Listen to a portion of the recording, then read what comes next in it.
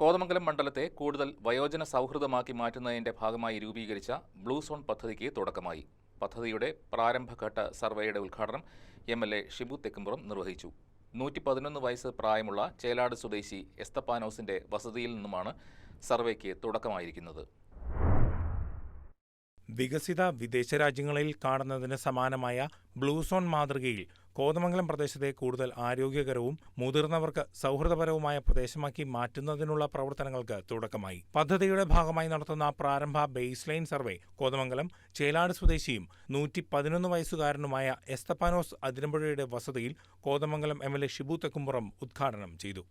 ഈ കോതമംഗലത്തെ age friendly പ്രദേശമാക്കി മാറ്റുക എന്ന ലക്ഷ്യത്തോടു കൂടിയാണ് ബ്ലൂ സോൺ പ്രവർത്തനങ്ങൾക്ക് തുടക്കം കുറിക്കുന്നത്. ഇവിടെ നമുക്കറിയാം, ചേലാടിന്റെ അഭിമാനമായ എസ്തപ്പാനോസേട്ടന്റെ ഭവനത്തിൽ വന്ന് വിവരങ്ങൾ ശേഖരിച്ചാണ് സർവേക്ക് തുടക്കം കുറിക്കുന്നത്. കോതമംഗലം മേഖലയിൽ ആരോഗ്യത്തോടുകൂടി ജീവിക്കുന്ന എല്ലാ ആളുകളെയും സർവേയിലൂടെ കണ്ടെത്തുക എന്നുള്ളതാണ് നമ്മുടെ ലക്ഷ്യമെന്ന് പറയുന്നത്.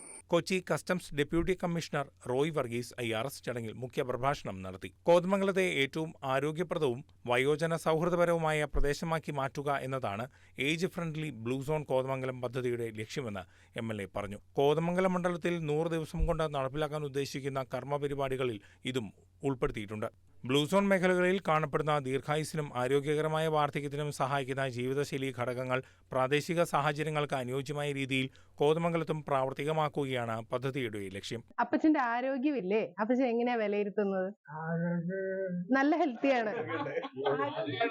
പ്രകൃതിദത്തവും ആരോഗ്യകരമായ ഭക്ഷണശീലം പ്രോത്സാഹിപ്പിക്കുന്നതിനോടൊപ്പം യോഗ, സൈക്ലിംഗ്, നടത്തം, വയോജന പാർക്കുകൾ എന്നിവയ്ക്കുള്ള സൗകര്യങ്ങൾ ഒരുക്കുക, മുതിർന്നവർക്ക് സൗഹൃദപരമായ പൊതു ഇടങ്ങൾ സൃഷ്ടിക്കുക തുടങ്ങിയ വിവിധ പ്രവർത്തനങ്ങളാണ് പദ്ധതി കൊണ്ട് ലക്ഷ്യമാക്കുന്നത്. News desk KCV news.